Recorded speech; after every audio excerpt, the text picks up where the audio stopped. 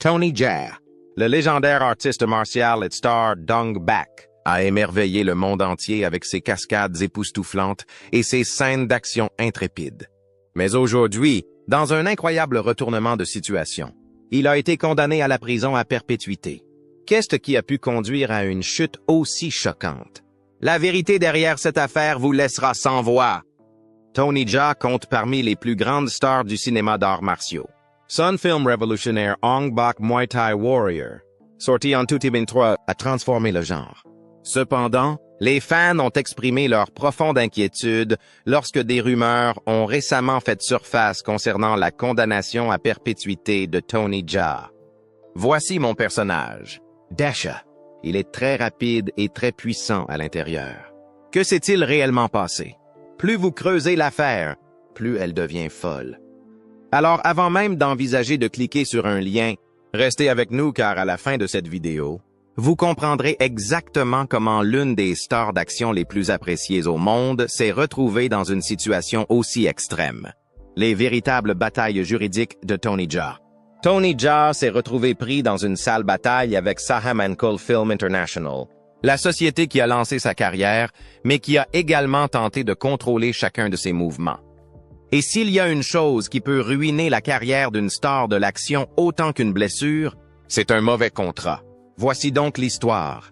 En 2003, alors que Tony Jaa commençait tout juste à exploser, il a signé un contrat de 10 ans avec Saham & Co. Film. Cela peut sembler normal, mais le problème résidait dans les clauses en petits caractères. Ce contrat n'était pas seulement strict, il était étouffant.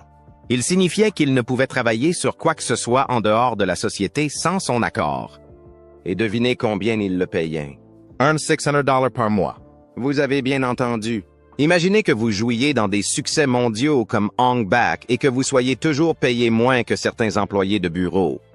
Pendant ce temps, le studio gagnait des millions grâce à ses films. Et il était coincé dans un contrat qui rendait presque impossible le développement de sa carrière en dehors de la Thaïlande. Au début, Jaa n'y prêtait probablement pas attention. Après tout, Saham & Co. avait fait de lui une star. Mais alors que sa renommée internationale montait en flèche, les choses ont commencé à devenir de plus en plus contraignantes.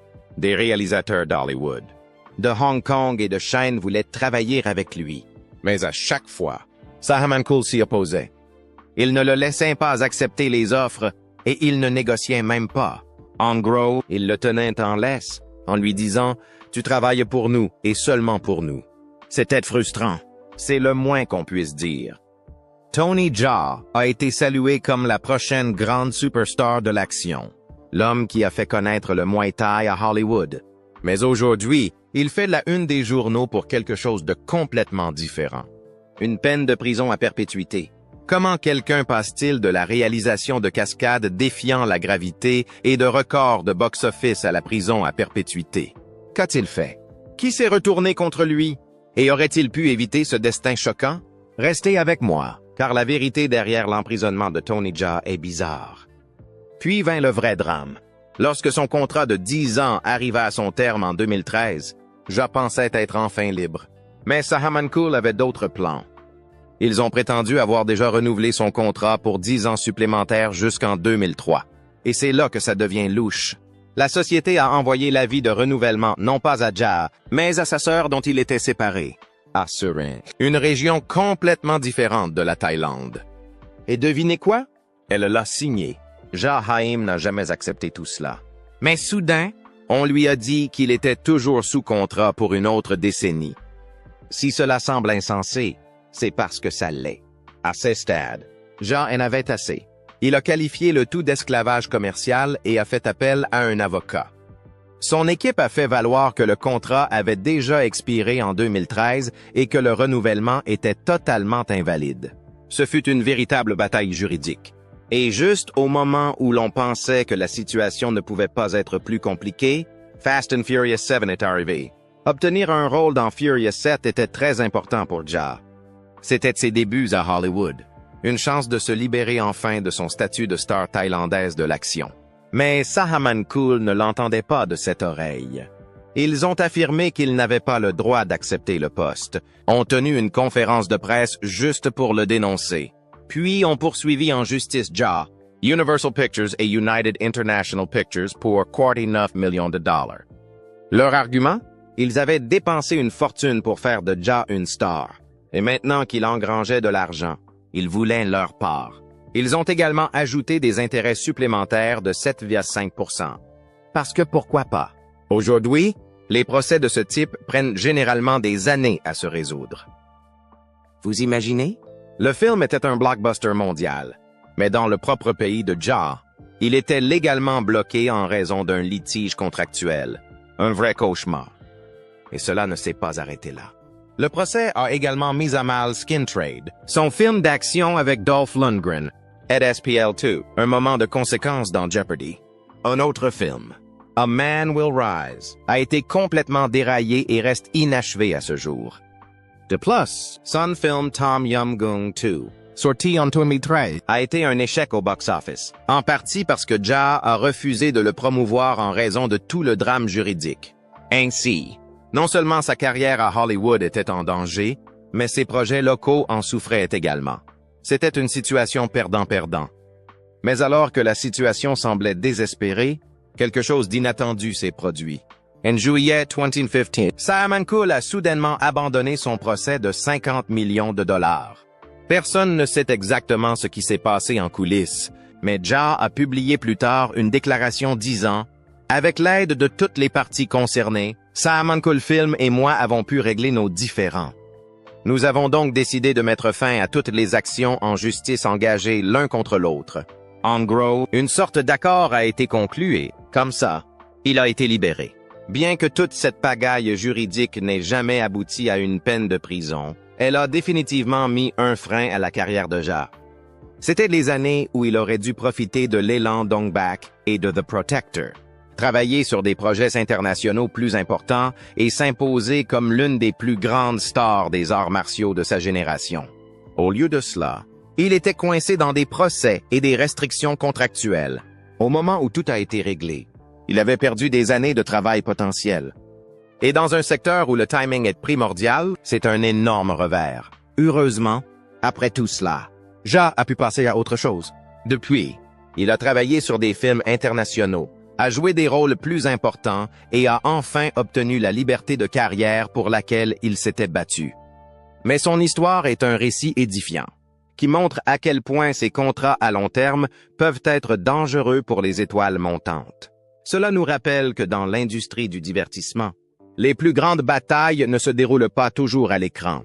Elles se déroulent à huis clos, dans des cabinets d'avocats, et portent sur des contrats qui peuvent faire ou défaire une carrière. Et s'il y a une chose à retenir de l'épreuve de Tony Jaa, c'est bien celle-ci, quel que soit votre talent. Un mauvais contrat peut transformer votre emploi de rêve en cauchemar. Les véritables défis auxquels Tony Jaa a été confronté. L'ascension de Tony Jaa vers la gloire peut sembler être un rêve devenu réalité à première vue. Mais si vous creusez vraiment dans son histoire, cela ressemble plus à des montagnes russes, avec des descentes abruptes, des rebondissements inattendus et des moments où l'on se demande s'il va jamais se remettre sur les rails. On pourrait penser qu'être une superstar des arts martiaux signifie des opportunités infinies et une réussite financière. Mais pour Tony Jaa, c'était le contraire. Ses plus grandes batailles ne se sont pas déroulées devant la caméra. Elles se sont déroulées dans les coulisses. Et elles ont failli tout lui coûter. Tout a commencé lorsque le succès retentissant Dong Bak lui a donné la confiance nécessaire pour relever un nouveau défi audacieux, celui de réaliser Ong Bak 2. Et honnêtement, qui pourrait le blâmer? Il avait déjà fait ses preuves en tant que l'une des stars d'action les plus électrisantes de sa génération. Et passer à la réalisation semblait être la suite logique. Mais les choses ont rapidement dégénéré. Le budget initial avait été fixé à 100 millions de bahts, ce qui était ambitieux mais gérable. Puis les coûts ont commencé à grimper. Et avant que quiconque ne s'en rende compte, le film perdait de l'argent. Au moment où la production s'est prolongée jusqu'à la 2e année, les rapports ont indiqué que le budget avait dépassé les 300 millions de bahts. Et le pire dans tout ça? Ja était coincé au milieu de tout ça. Non seulement il dirigeait, jouait et chorégraphiait les scènes d'action, mais il dirigeait également sa propre société de production, Ayara Film. C'est une quantité ridicule de responsabilité pour une seule personne. Et il est vite devenu évident que c'était trop à gérer. La situation était devenue si critique que même les personnes impliquées dans la production ont commencé à se rendre compte que Ja était en train de se noyer. Paul, Joe Takarathanaprasert, dont la famille dirigeait Sahamankol, le studio qui soutenait le film, a déclaré que Ja était soumis à une telle pression qu'il avait besoin de prendre du temps pour réfléchir aux séquences d'arts martiaux du point culminant du film. Et il ne s'agissait pas d'un petit retard. Il s'agissait d'un véritable effondrement de la production. Entre l'escalade des coûts et les difficultés de Ja à tout équilibrer, l'ensemble du projet ne tenait plus qu'à un fil. Et puis, sorti de nulle part, Ja a tout simplement disparu. Il ne s'agissait pas d'une sortie dramatique à la hollywoodienne avec des conférences de presse et des déclarations officielles. Un jour de juin 2008, Ja était sur le plateau. Le lendemain, il avait disparu. Personne ne pouvait le joindre. Son téléphone était éteint. La production était plongée dans le chaos. Et naturellement, les rumeurs ont commencé à circuler. Était-il blessé? Enlevé? Était-il en dépression? Personne ne le savait. Son mentor, Hannah Rittercry, est même allé le chercher dans des grottes de méditation, pensant qu'il avait peut-être quitté le réseau pour se vider la tête. Mais pendant des semaines, il n'y a eu aucun signe de lui. Toute l'industrie était désorientée et sa disparition soudaine ne fit qu'ajouter au désordre dans lequel Ong Bak-tu se trouvait déjà. Finalement, un journal thaïlandais le retrouva.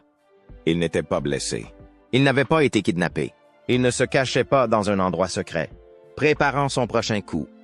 Il se trouvait dans ce qui était décrit comme une maison sécurisée, l'air complètement épuisé et, honnêtement, vaincu.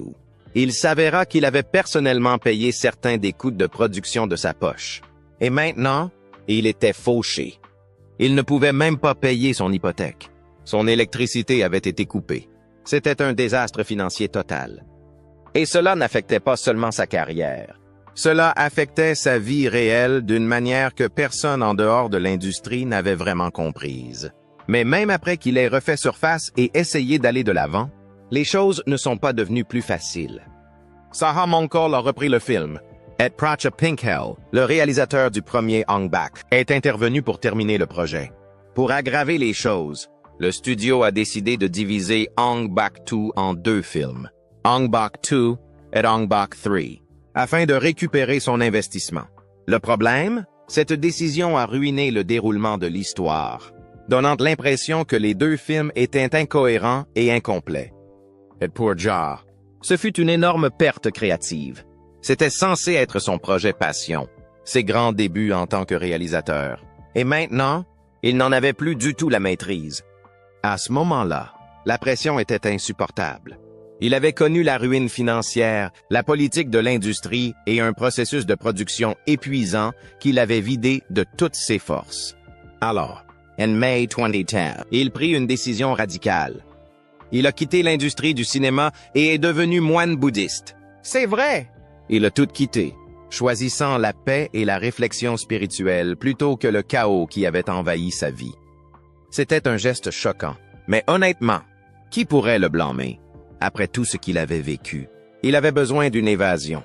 Bien sûr, il n'est pas resté au monastère pour toujours. Il a fini par revenir au métier d'acteur. Mais même alors, ses difficultés n'étaient pas terminées. Son contrat avec Sahamankol le retenait toujours, limitant ses opportunités et lui rendant presque impossible de tirer profit de sa renommée mondiale. Et bien qu'il soit toujours une légende dans le monde des arts martiaux, son histoire nous rappelle également que le succès n'est pas toujours aussi glamour qu'il n'y paraît.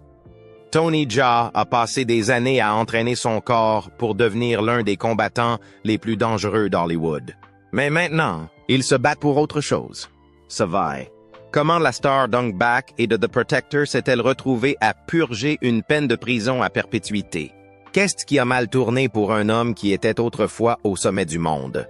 A-t-il été pris au mauvais endroit au mauvais moment? Ou y a-t-il quelque chose de son passé qui l'a finalement rattrapé? Restez avec nous, car lorsque vous entendrez la véritable histoire de la chute de Tony Jaa, vous ne regarderez plus jamais ces films de la même façon. L'emprisonnement présumé de Tony Jaa. Si vous avez récemment parcouru les réseaux sociaux, Vous avez peut-être vu des messages affirmant que la légendaire star Dong-bak purgeait une peine de prison à perpétuité. Cela semble fou, n'est-ce pas? Mais pour beaucoup de personnes qui ont vu ces messages, cela suffit à provoquer une grande confusion. Et honnêtement, dans le monde d'aujourd'hui, où la désinformation se propage plus vite que la vérité, ce n'est pas surprenant. Mais mettons les choses au clair. Tony Jaa n'est pas en prison, n'a jamais été en prison et ne purge certainement pas une peine à perpétuité. Alors, d'où vient cette étrange rumeur? Eh bien, comme beaucoup de rumeurs sur les célébrités, celle-ci est née d'un malentendu total. En gros, les gens ont confondu les rôles de Tony Jaa au cinéma avec sa vraie vie. Tout semble remonter à Killzone 2, également connu sous le nom de SPL 2, A Time for Consequences, un film de 2015 dans lequel Jaa jouait un gardien de prison. L'intrigue? Elle parle d'un policier infiltré qui se fait prendre, trahir et jeter dans une prison thaïlandaise sous une fausse identité. D'une manière ou d'une autre, les gens ont déformé cette histoire en affirmant que Tony Jaa lui-même avait été emprisonné. Et les rumeurs ne se sont pas arrêtées là. Lorsque Tony Jaa s'est éloigné des projecteurs pendant un certain temps, cela n'a fait qu'alimenter les spéculations. À un moment donné, il est même devenu moine bouddhiste. Mais voilà le problème. Passer du temps comme moine est une tradition courante en Thaïlande. Ce n'était pas un changement de vie radical. Et ce n'était certainement pas parce qu'il essayait d'échapper à quelque chose. C'est juste quelque chose que beaucoup d'hommes thaïlandais font à un moment donné de leur vie. Mais, bien sûr, Internet étant ce qu'il est, les gens ont commencé à chuchoter « A-t-il définitivement arrêté de jouer la comédie? Se cache-t-il quelque part? » En peu de temps, ces chuchotements se sont transformés en rumeurs bien réelles selon lesquelles il aurait quitté l'industrie du divertissement. Et d'une manière ou d'une autre, cela a été déformé en « il doit être en prison ». Vous voyez comme c'est ridicule? Si vous prenez 2 minutes pour vérifier les faits, vous verrez qu'il n'y a absolument aucune preuve que Tony Jaa ait jamais purgé une peine de prison. Rien. Aucun article de presse. Aucun rapport de sources fiables. Rien du tout. Ce page IMDb? Toujours pleine de nouveaux projets. Les grands médias? Ils parlent de ses prochains films, pas d'une supposée peine de prison. S'il était réellement condamné à perpétuité, ne pensez-vous pas que ce serait une nouvelle à la une? Au lieu de cela, ce que nous savons, c'est que Tony Jaa a eu des ennuis judiciaires dans le passé, mais pas du genre à vous envoyer en prison. Et n'oublions pas sa vie personnelle. Tony Jaa ne se contente pas de réussir dans sa carrière. Sa vie de famille est également solide. Il est marié à sa petite amie de longue date, Pierrot Chotivatananant, depuis 2012, et ils ont 2 filles ensemble. Si vous le suivez sur les réseaux sociaux, vous verrez qu'il mène une vie tout à fait normale et libre, choisissant ses projets, passant du temps avec sa famille et restant actif dans le monde des arts martiaux. Honnêtement, s'il y a une leçon à tirer de toute cette situation, c'est que les gens croiront n'importe quoi si on le leur répète suffisamment de fois. La rumeur sur la prison de Tony Jaa est un parfait exemple de la facilité avec laquelle les intrigues de films peuvent se confondre avec la vie réelle. Et soyons réalistes, si vous êtes une star de l'action connue pour jouer des rôles intenses et dramatiques, il y aura toujours quelqu'un pour penser que le drame à l'écran est réel. Mais la vérité, c'est que Tony Jaa n'est pas enfermé dans une cellule quelque part. Il est là, dehors, à faire ce qu'il fait le mieux, à rester au sommet du monde des arts martiaux et à prouver, une fois de plus, pourquoi il est l'une des stars d'action les plus emblématiques de tous les temps. Les projets et activités actuelles de Tony Jaa. Tony Jaa est loin de ralentir. Il prouve au contraire qu'il est toujours l'un des plus grands noms du cinéma d'action. En 2023, il a joué le rôle de Decha dans The Expendables 4. Car, bien sûr, quand on parle d'une franchise d'action explosive et remplie de stars, comment ne pas inclure Tony Jaa? Et parlons de Striking Rescue, son film d'arts martiaux chinois dans lequel il incarne Han Bei, un expert en Muay Thai, en mission de vengeance après le meurtre de sa femme et de sa fille. Si ce n'est pas un classique de Tony Jaa, qu'est-ce qu'il est? Ce film a été un moment important pour lui car il a marqué son retour en tant que tête d'affiche du cinéma d'arts martiaux après avoir passé ses dernières années à jouer des seconds rôles. Non pas qu'il n'ait pas brillé dans ses rôles non plus. Il a joué Jack Jia dans Detective Chinatown 3 en 2021 et a endossé le rôle de Hunter dans Monster Hunter en 2020, prouvant que même dans les superproductions hollywoodiennes, il sait faire sensation. Mais si vous pensez qu'il va se contenter de profiter du succès de ses projets passés, détrompez-vous. Ses prochains films montrent qu'il continue à repousser les limites du cinéma d'action. Le plus excitant, une trilogie massive de films de Muay Thai. Et ce n'est pas n'importe quelle trilogie. Elle est soutenue par Stars Collective et le film thaïlandais Odyssey Kumbiludog. Et Jean n'y joue pas seulement. Il endosse également le rôle de producteur exécutif. C'est vrai! Il ne se contente pas de jouer dans l'action. Il contribue à façonner l'ensemble du projet. Il incarnera Surya, un jeune combattant doué qui, d'une manière ou d'une autre, remonte le temps jusqu'à la période d'Ayutthaya. Maintenant, pouvons-nous prendre une seconde pour apprécier à quel point cela a l'air cool? Une histoire de voyage dans le temps en Muay Thai. C'est comme si Jia nous offrait quelque chose de nouveau tout en conservant son action à fort impact qui le caractérise. Et soyons réalistes. Qui d'autre que Tony Jaa pourrait faire ça? Mais voilà le truc. Jia ne se consacre pas qu'au film. Il sait que dans le monde d'aujourd'hui, rester en contact avec ses fans est tout aussi important que de faire de bons films. Et c'est pourquoi il a développé une forte présence sur les réseaux sociaux, en particulier sur YouTube. Si quelqu'un doute encore de sa pertinence, il devrait probablement s'asseoir, regarder son dernier travail, puis essayer de le redire. Car s'il y a une chose que Jia a toujours faite, c'est prouver que les gens ont tort, avec un coup de pied circulaire si nécessaire. Nous sommes arrivés à la fin de cette vidéo. Merci de l'avoir regardée. Si vous avez apprécié cette vidéo, n'hésitez pas à l'aimer, à la commenter et à vous abonner pour plus de contenu. Pour profiter d'autres histoires passionnantes, cliquez maintenant sur la vidéo suivante qui apparaît sur votre écran.